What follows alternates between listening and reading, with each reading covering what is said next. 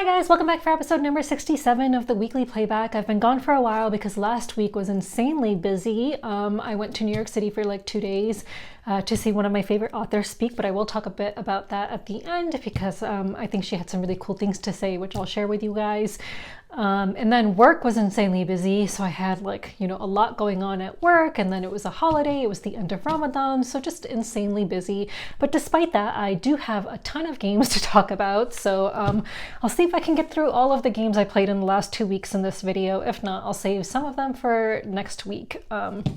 Yeah, so we'll see how many I can get through, because right now I have 1, 2, 3, 4, 5, 6, 7, 8, 9, 10, 11, 12 different games, and 2 of those games have multiple plays of them. So a lot of games to talk about, so we'll see how many I can get through. Oh, before I begin, you may notice a bruise here, and you may have noticed a bruise on this arm when I was doing my Pioneer Rails video. I do tend to bruise very easily. I'm very klutzy. I'm always walking into doors or hitting myself with doors or God knows what, but this one is actually because I had my blood drawn on Friday, and for some reason I bruise when I get my blood drawn. It's very strange. So no, I'm not in an abusive relationship except with myself. So I'm always walking into doors and stuff like that, or hitting myself accidentally, seriously, all the time. A few weeks ago I had a really bad bruise on my forehead because I hit myself with the trunk door of my car as I was closing it. Yes. So anyway, so if you ever see me bruised, that's why. Okay, so let's move on. So let's talk about some games. So the first game I will talk about is Rome in a Day. So this is coming out from Alley Cat Games. So let me just pull up the information, and I had 3 plays of this game. So this is a 2023 game designed by Evgeny Petrov, and the art is done by Irina Pechenkina, and is published by Red Cat Games and Alley Cat Games, 2 cat publishing companies coming together to publish a game for 2 to 5 players. So this is a really good, very quick, super quick, I cut, you choose tile placement game. So each player is going to have a screen, and because you're going to have keep stuff hidden behind your screen at certain points, each player is going to have their own set of tiles with their own logo or whatever on the back, and the tiles are going to be of different colors. So you're going to have yellow, which represents some kind of field, and then purple, vineyards. You'll have red, which represents something, and green, and then the gray areas. So different areas that are represented by different colors, and each player is going to have a card that they will keep secret. And on the card, you are going to put different buildings on it. So each player's card will be different. So you're going to put the corresponding buildings on this card and keep this behind your player screen. On your turn, you are going to randomly draw 5 tiles from your stack of face-down tiles, place them in front of your screen, and then from left to right, take the top 2 buildings on this card and place them on those tiles. Sometimes they'll match the tiles, sometimes they won't. Sometimes you can place the buildings to match or not match, depending on whether you even get matching tiles or not. Then you are going to, after you've done that, the player to your left or to your right, depending on which round you're in, is going to be able to select from your tiles. So you're going to secretly, after you see what everyone has, which 5 tiles everyone has, you're going to then place those tiles, your tiles, behind your screen again, and you're going to divide them up into 2 groups. Your 2 groups can be however you choose to divide them. It could be 1 tile and 4 tiles, it could be 2 and 3, it could be 0 and 5. The lower amount of tiles is going to get a gem placed with it. So if whoever gets the lower selection will get a gem as well. And you start the game with 4 gems. Then you will, after everyone has divided the tiles as they want, they will lift the screens, and then you will look to the player to your left or your right and decide which group you want.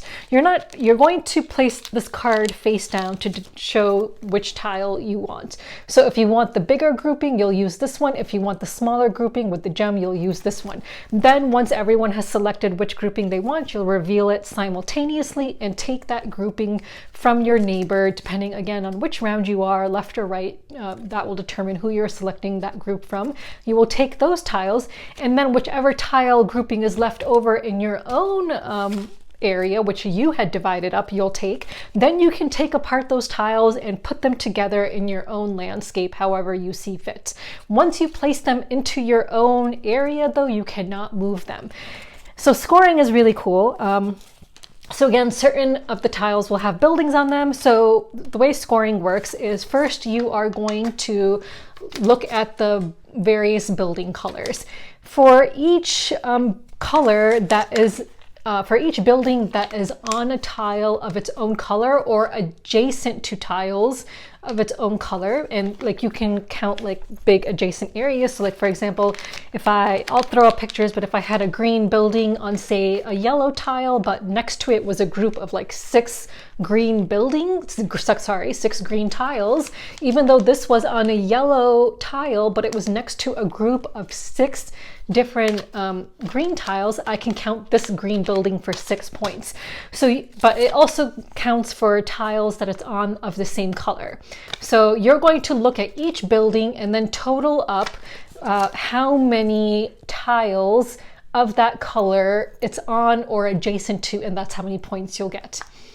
So you can multiply. So if you have like 2 green buildings and say 6 green tiles, that's 12 points.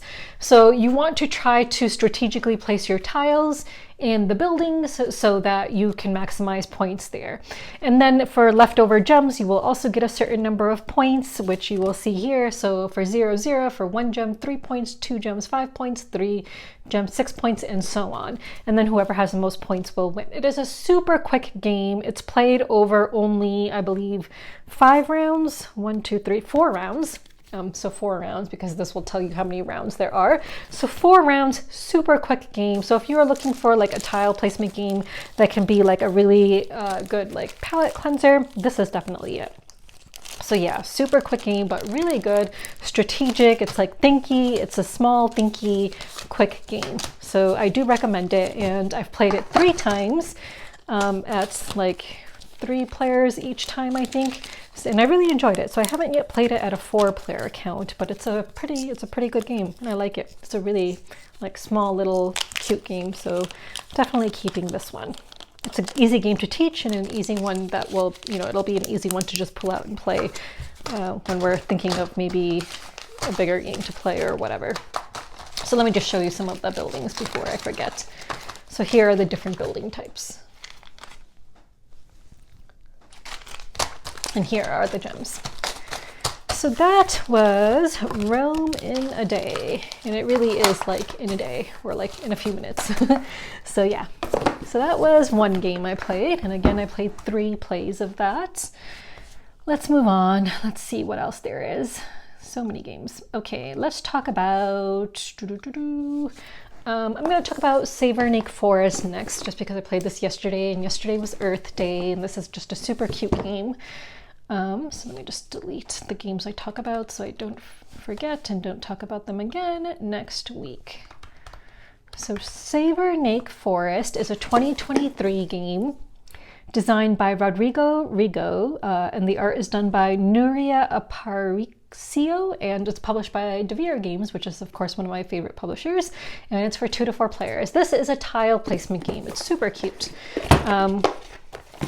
So you are going to have this board, and underneath 3 of these animals, these 3 animals, you're going to have path cards, and underneath the rabbit you will have animal cards. So each player starts out with an animal card. So let me just show you.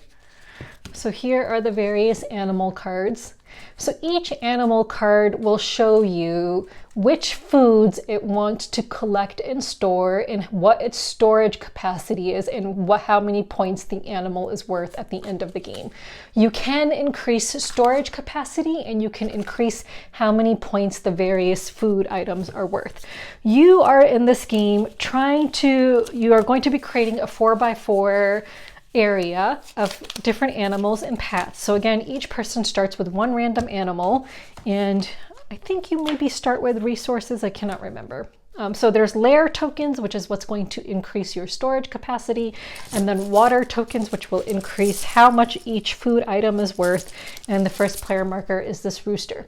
So you're going to randomly decide who starts with the first player marker.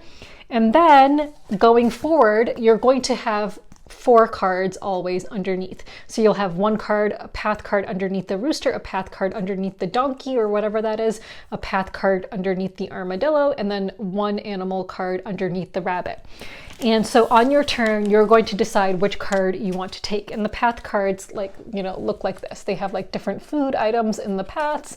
And 2, you cannot have multiple animals on the same path. So you can create dead ends, and you're going to want to create dead ends, but you cannot have multiple animals that connect to the same path, or else they will not score at the end. So on your turn, you're going to either select a path card if there's one available, or an animal card if that's available. If you select the card that is underneath the rooster, then you will get this rooster and you will be the first player in the next round. If you select the card that is underneath this donkey, you will get a water token, which you can then place on a food item on one of your animal cards to indicate that it will now be worth more points. Like, so for example, in this card, eggs are worth nothing, but if I have a path that has eggs in it and I want the eggs to be worth something, I can put the egg there, and now eggs will be worth 1 point for this beaver.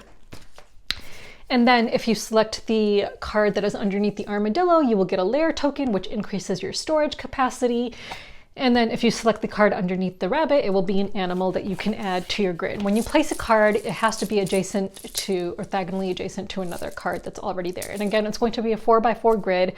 And then once you've created your paths and the game ends once everyone has 16 cards, then you will count up how many like food items are in each path for each animal. Anything beyond its storage capacity will not count. So if you have a path that has like 7 food items, but your animal can only store 6 food items, you won't count the 7th. Then you're just going to see how many points you get for all the different food items and the animal's paths, and you will of course get the points for what the animal is worth itself, and then whoever has the most points will win. It's a super cute game. I love the artwork. It's got like really nice autumn themed like artwork. So I absolutely love the different colored trees and stuff. And like once it's all complete, it looks really nice. You know, it's got good components, and like my friends who I was playing with, they were like even commenting on how nice the box is. Like really, like, you know, really nice sturdy box. So yeah, so it's a really good game and I do recommend it. It's a quick little cute game. So that is Savernake Forest. Moving on.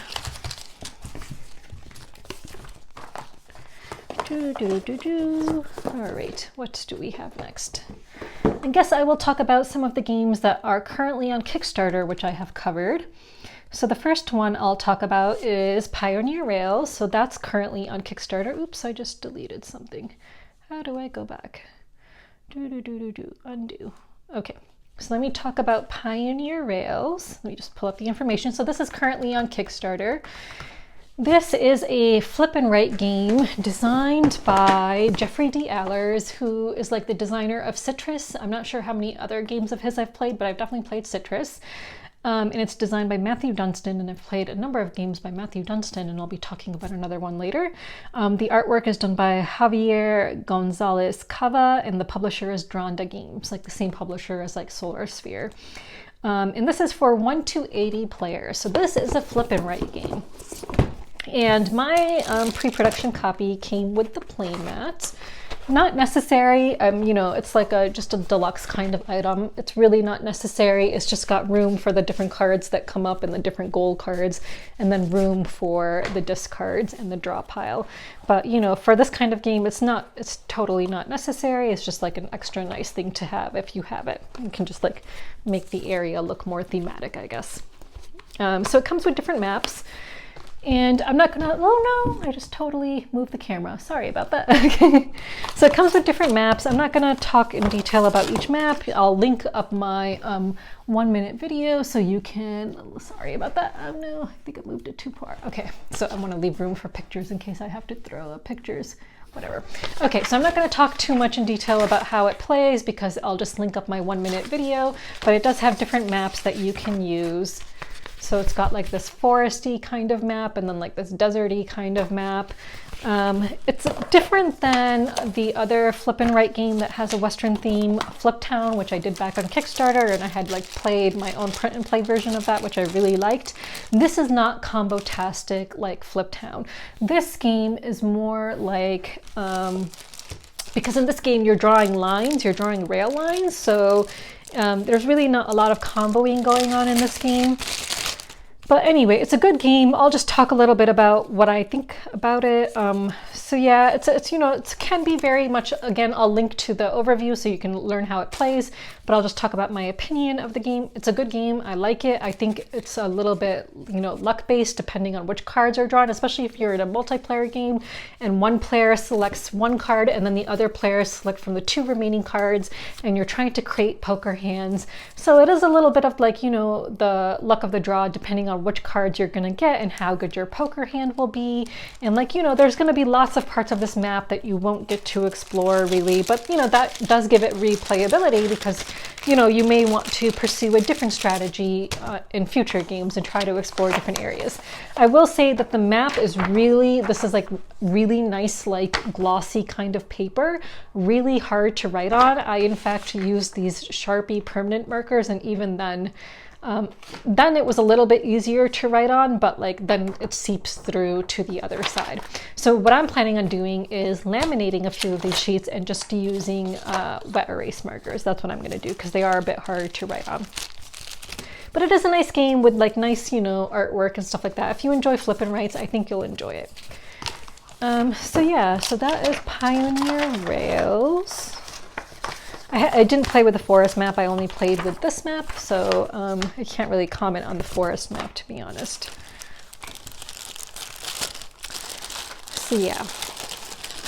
So that is a good flip and write game. If you're a fan of flip and writes, you'll probably enjoy it. So Pioneer Rails.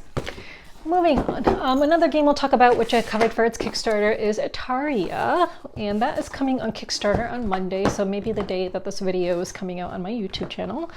So this is a 2-player strategy game, abstract strategy game.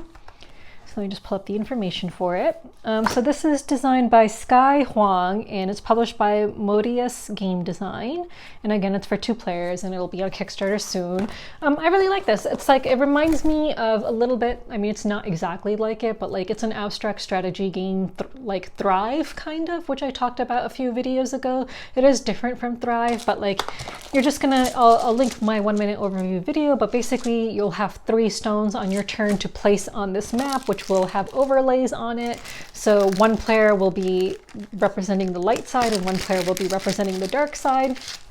So it's going to have like these different overlays, and whoever is the second player will get like their color in the center as well. So you're going to be placing these overlays which will cover the entire island. So like this. And then on the top, you're going to have one like this and one like this, and then there will be one spot left over in the circle, and then whoever is the second player will place either their clear thingy or their dark one in the center. And then on your turn, you're going to be placing 3 stones, and you're just trying to strategically place your stones so that your area, either light or dark, ends up having 4 stones, 4 or more of the same color, at the end of a turn, either your turn or the opponent's turn, so that you can take one of the influence, the advantage tokens, and whoever gets 4 advantage tokens first will win. So there's 7 stones of each of the 7 different colors that you're going to be placing. It's a nice game. It's a good little abstract strategy game for 2 players, and I liked it. It's got nice components.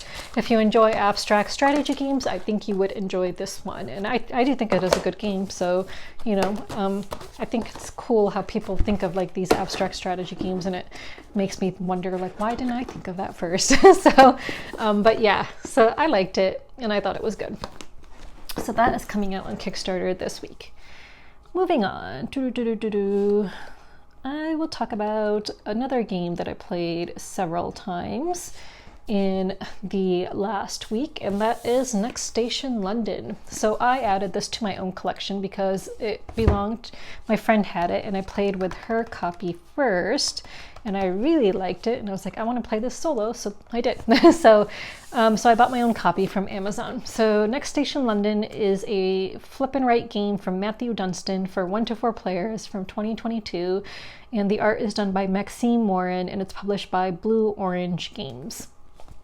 So this is a flip and write game in which you are creating different like subway lines on a map. I still need to laminate my sheets. I haven't done this, but like You're going to have different colored pencils. I'm going to laminate sheets and then use wet erase markers of the 4 different colors, but you'll have pink, green, purple, and blue. And so like, for example, in a 4-player game, you each will start with 1 pencil and then you're gonna end up rotating at the end of each round. You are going to, at the beginning of each round, shuffle these cards. And then when a card comes up, you are going to start drawing lines based on which card it is. So this one's like a wild, so you can draw to any of those stations from your own starting station. So like if my pencil were pink, I would start from the pink station and I would draw to any one of those stations.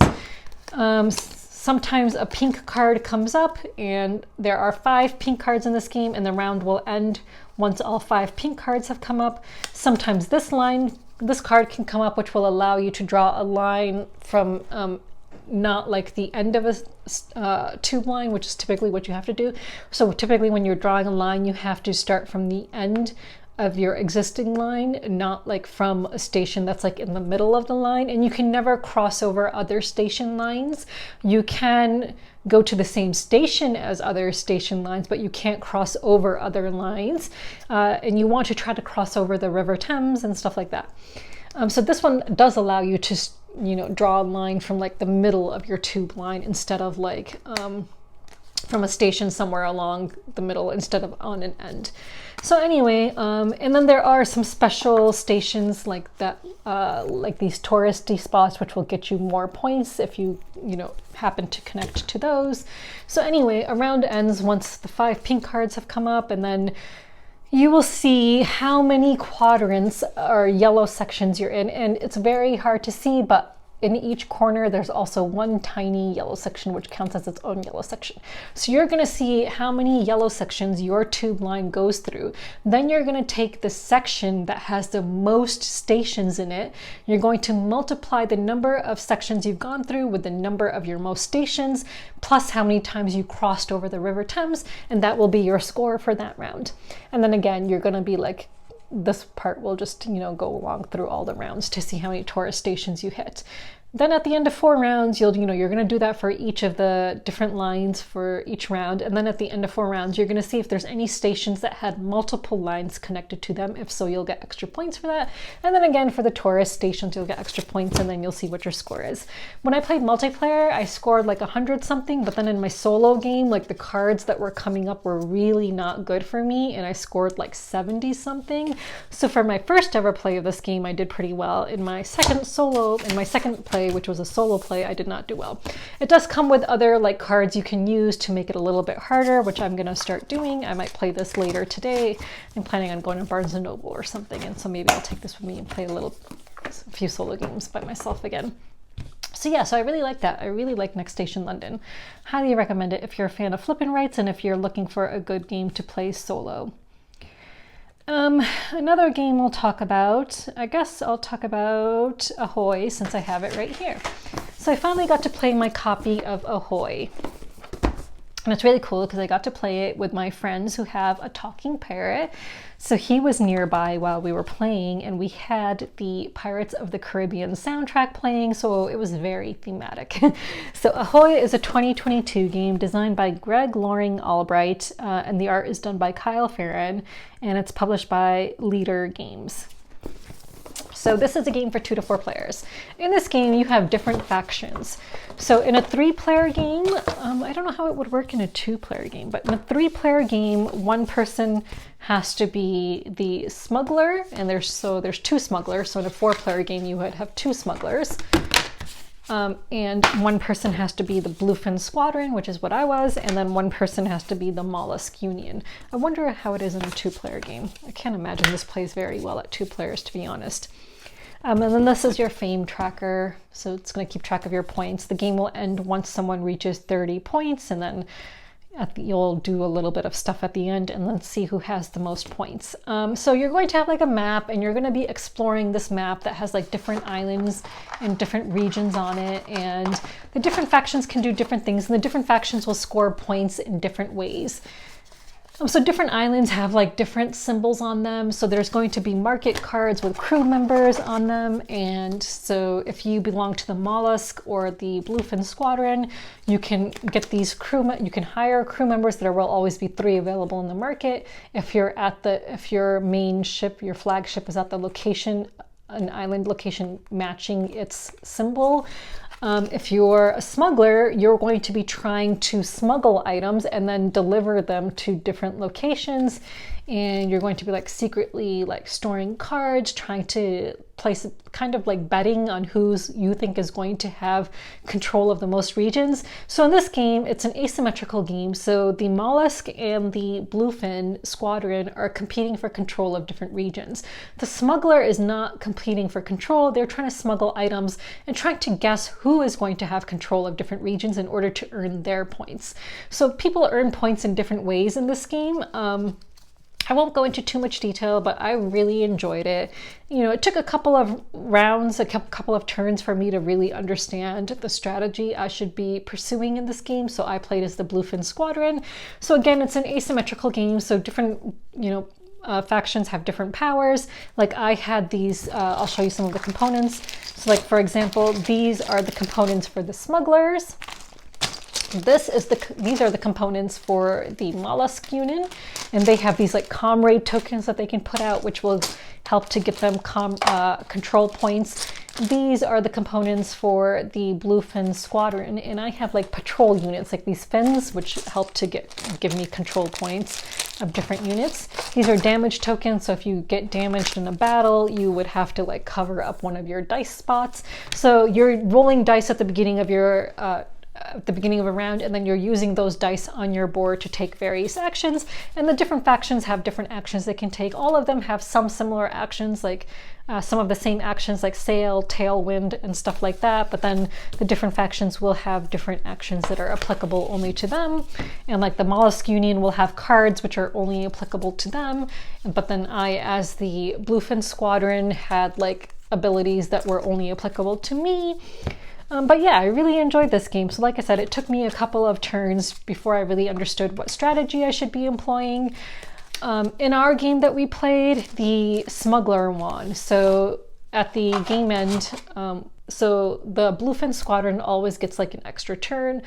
They have one more die than the other factions, and I was the last player to go in our game, and I just could not manage to get as much control as I needed in the very last turn. And the smuggler had all these cards that they'd been, delivering and smuggling, whatever, and those are like secret until the end, and then they reveal them at the end, and they kind of like place bets during the game to see who's going to have control of which sections. And then depending on how right they are, they'll get fame points at the end of a round, and then at the end of a game, like at the end of the game, sorry. And so they also get points throughout the rounds, but then at the end of the game, they get all these points, which you can't really predict, kind of. So it was kind of hard because like you really don't know how many points the smuggler is gonna get. So the smuggler won in our game. I'm really curious if you've played this before, if you could tell me how many players you've played it at and which faction won when you played, because I'm super curious, like, what are the chances of like a non-smuggling faction winning. And I'm also really curious like how the game plays with 2 smugglers rather than just 1. I really enjoyed it though. I thought it was a really good like pirate themed game, and I definitely do want to play it again at some point, and maybe try to play a different faction. So yeah, I highly recommend Ahoy if you enjoy asymmetrical power games and if you enjoy pirate themed games, because this one is easy to set up. It's not like an overwhelming pirate themed game with like a lot going on. Once you learn the rules, it's pretty good. It's smooth sailing. So I do recommend Ahoy, and I liked it, and I will definitely be playing it again. Okay, moving on. Let's see, how many games have I talked about? Okay, there's still a number to go. So I did play Forest of Pangaea, but I didn't grab it, so I'll talk about that next time. Let's talk about... I guess I'll just talk about Dog Park. I don't have it with me. It's a game I own. So we played a 3-player game of Dog Park. This was my second time playing it. I think I might have said this the last time I played it. So it's kind of like a You know, I'll link the video before in which I talked about it in detail and showed the components. It's a really nice game with really nice, beautiful components, nice meeples. Like, you know, you're selecting these dogs, like you're bidding on dogs and then taking them for walks around a park. And you want to be able to walk all the dogs that you get because otherwise you'll lose points, lose reputation and stuff. It's just like, I felt this like, you know, I felt like this the last time and I feel like this again, that the game is not long enough. Like it's got 4 rounds and I just feel like you just do not have enough time to do everything you want to do, to meet your objectives, to, you know, walk all the dogs you want to walk. Like it just feels really, really short and just, I feel like it could really benefit from another round or 2. I really liked it. I really enjoyed it. And I intend on keeping it in my collection just because I really, really do like it. But just like last time, I just felt like it was too short and I just felt like I needed another round or 2. But again, I really enjoyed it. So played another play of Dog Park. I played another play of Azul Chocolate. And this time I did play with the new abilities on the back of the tiles, and that really did make the game a little bit more interesting.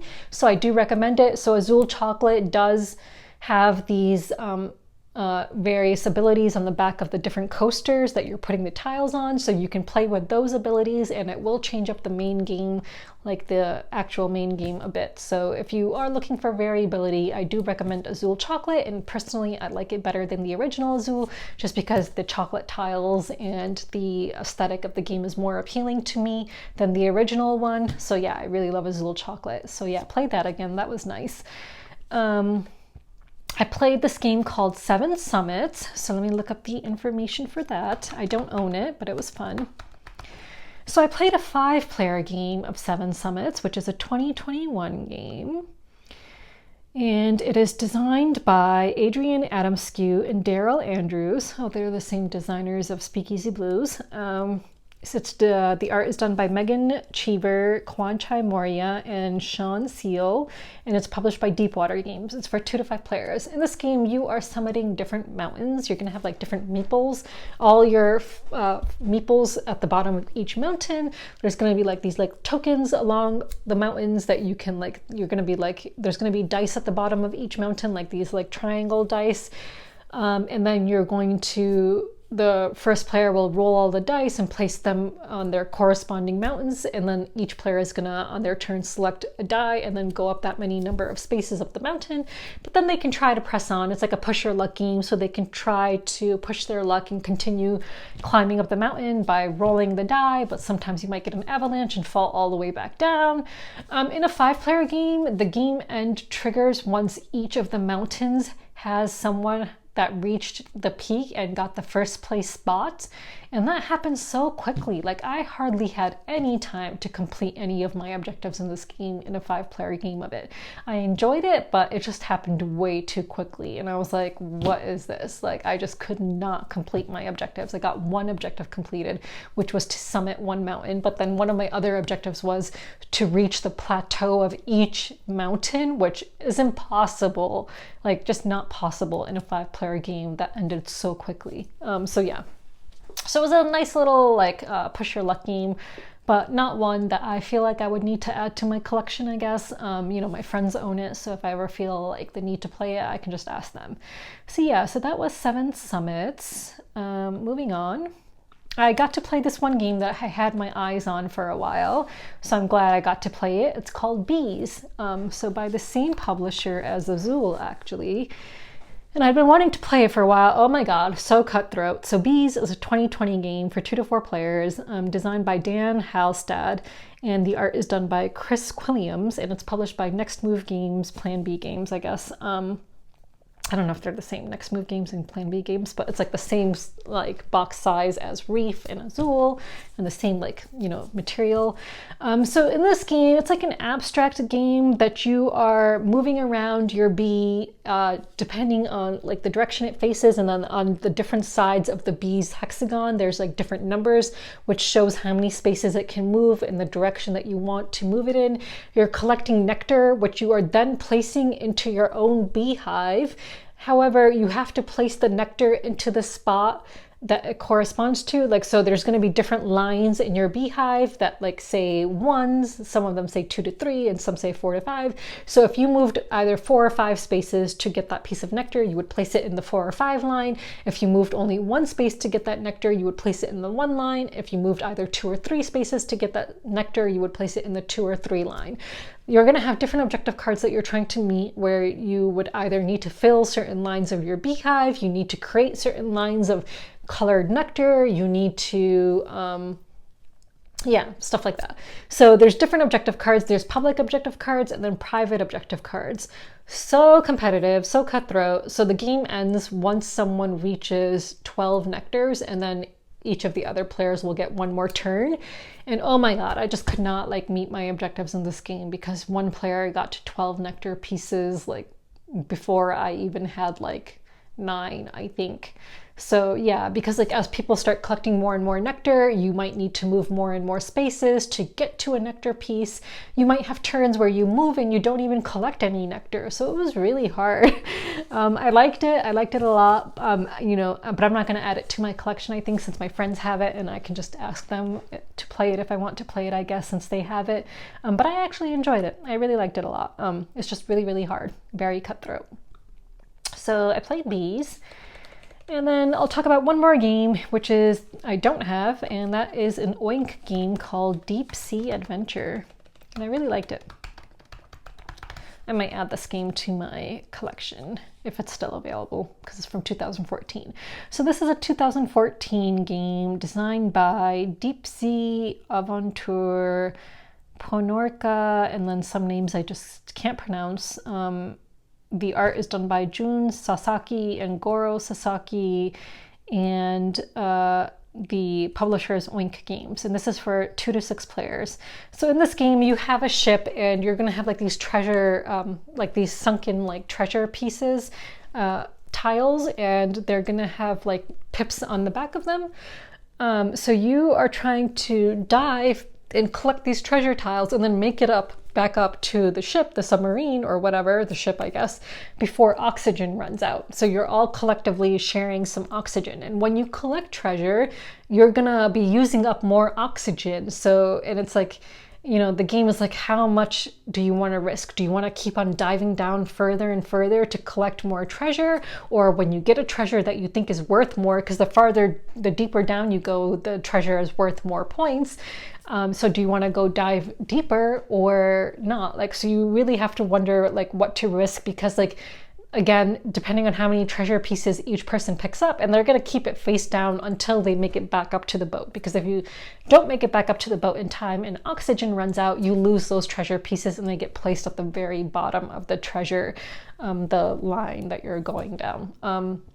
Really cool game. Like, I really like the push your luck aspect in this, and I liked it because it really depends on what other players are doing as well. So you kind of have to pay attention to whether they are still going to push their luck, whether they're going to dive deeper, or whether once they've decided to pick up a treasure, are they going to turn around. So you have to decide once you land on a treasure, whether you're picking it up, and then whether you're going to continue to deep dive or whether you're going to turn around and try to go back up. And you're rolling dice to determine how many spaces you can move, and if you have more treasure, that's going to reduce the number of spaces you can move. And the dice are only numbered 1, 2, and 3 on each die. You're rolling 2 die, but like say I have 2 pieces of treasure and I roll 2 pips on one die and 2 pips on another, I'll only get to move 2 spaces because I have 2 pieces of treasure. And again, the number of treasure that people are holding is also going to impact how much oxygen is left, and you're quickly, you know, running out of oxygen. So it's a really fun game in trying to figure out who's going to do what, whether you can still push your luck or not. I actually won. It was my first play of the game and I won, which was really exciting. So yeah, it was just really fun. I had so much fun playing this game. It's just a small little Oink box game, but it was a lot of fun. So that's another game I played recently that I would like to add to my collection if it's available. I'll probably go to the game store later and see if it's available. So I got through all the games except for Forests of Pangaea, which I'll talk about next time so that I can show you guys the components as well. So I'll save that on the list for next time. So moving on, let's move on to 2 games that I am backing. So I'm currently backing Pioneer Rails at $1 so I can get my production copy because they did unlock some stretch goals for like some new maps and stuff. I'm on backing Fractured Sky at $1 so I can get my production copy of that. I'm backing something else which is not a game, but I'll talk about it. I'm backing these books called How to Think When You Draw.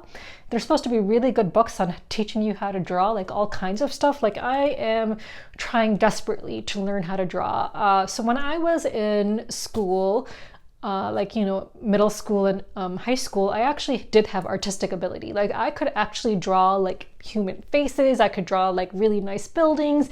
Like I had artistic ability. And then I had a very traumatic ninth grade art class. Maybe someday I can talk about like all the horrible things that happened to me in that class.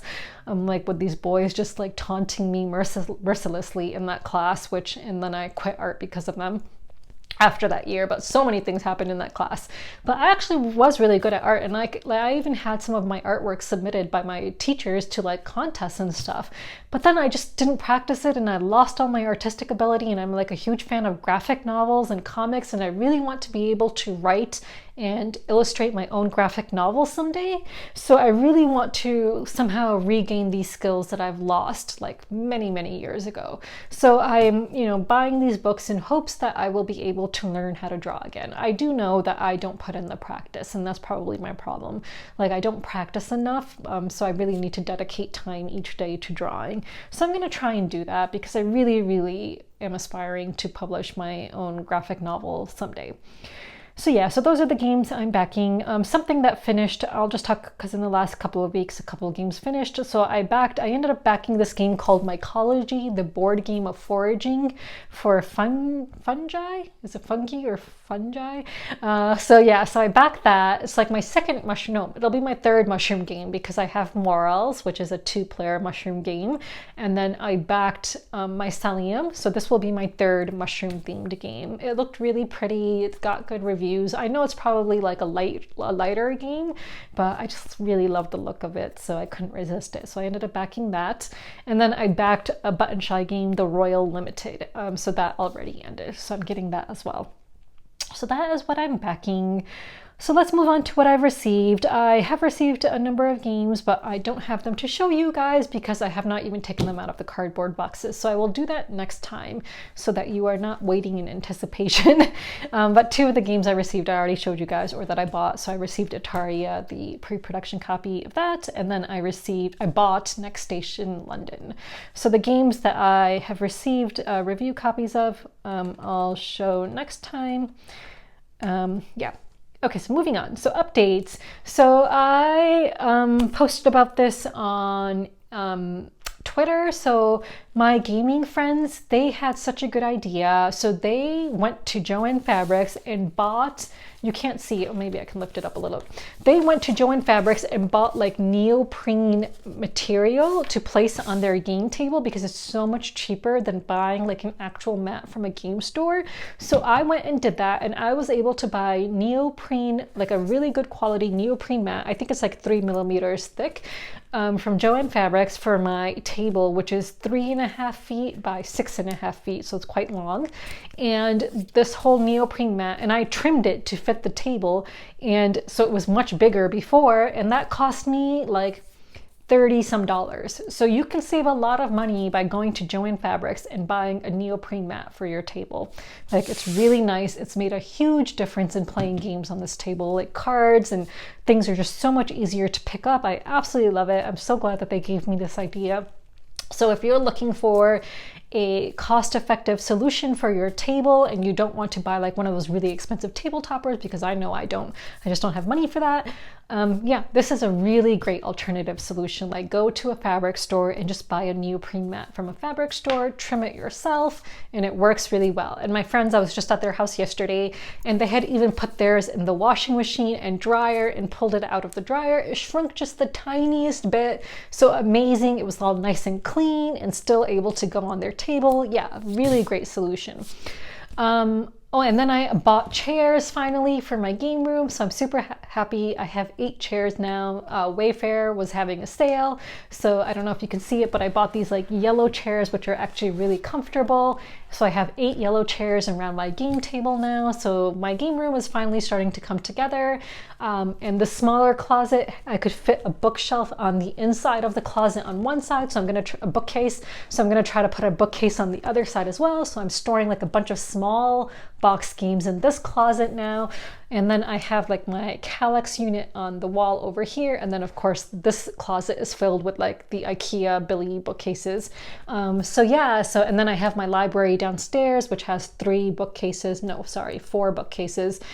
filled with board games and stuff. So I still need more shelving units, but it's really all starting to come together. So I'm really happy. Like my house is really starting to come together and be a nice like gaming place. I'll talk a little bit about V. Schwab. So one of my favorite authors is V. Schwab. She wrote the Darker Shade of Magic series. She wrote one of my favorite books of all time, The Invisible Life of Addie LaRue. And she wrote this book called Gallant, but I prefer The Invisible Life of Addie LaRue. And so it was really cool to listen to her talk about the writing process. And one of the things she said was like making the first draft is always the hardest because you have like this perfect, version of this book in your head, and once you put it on paper, it's gonna be imperfect. It's not gonna be perfect anymore. And I relate to that so much. Like when it comes to like not only writing, but like because I was an aspiring author at one point in time, and maybe I'll try again someday. But also like I've entered short story contests and stuff like that, but also for game design. Like in my head, the games I have in my head are so perfect. And then once you create the first prototype, it's not perfect anymore. So getting that first draft created is like the really, really hard part. And like you can really hesitate on doing it just because you don't want to mess up what's so perfect in your head, and like once it's on paper, it's just not going to be perfect anymore. So she talked a bit, about that, and I related to that so much, and I thought it was just really, really good. So it was really cool listening to her speak. That was really awesome. Okay, so questions and commentary. I wanted to talk a little bit about asymmetrical games with different faction powers. I wanted to know whether you enjoy games that have like different factions with, asymmetric powers.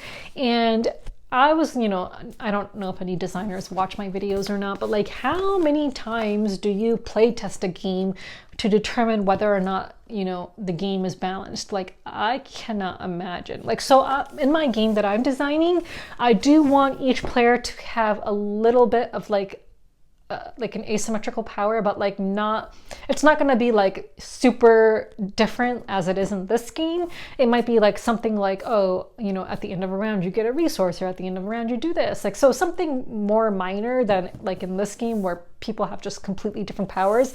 Because I cannot imagine like when you have a game with like seriously asymmetrical powers, how like many times you have to play test that game and just figure out like how to balance it. Like I just don't even know. Like I don't even know if I'll ever be able to design a game with like asymmetrical powers like that. But I just want to know what your guys' thoughts were on that. So we made it through this video and in under an hour. So yay. Okay, so I will be back next week and I'll see you guys then. Thanks. Bye.